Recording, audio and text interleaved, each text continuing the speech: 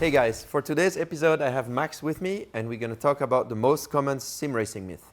Yeah, often heard, but we will do the fact check on them and tell you what's true and what's not. Sounds good. So let's go for our first myth. Armed.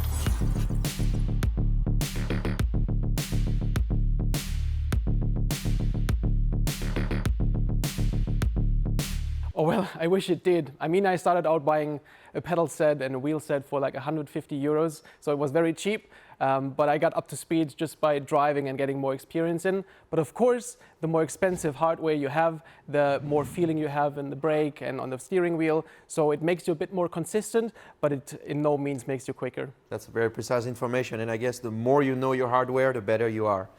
Let's go for the next myth.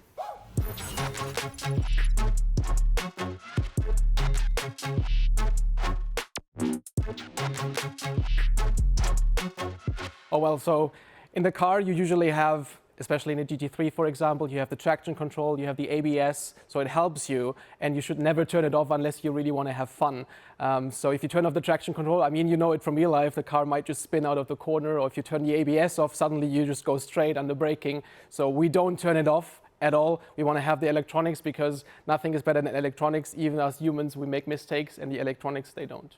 Yeah, I think that's a good point, because also in real life we're trying to find a limit with having the right amount of traction control or ABS to not use the tires too much, and it's the same on the sim. If you remove everything and you push too much, you're going to destroy your tires and use space. So that's a very good point. I think we can wrap it up and go for our last myth now.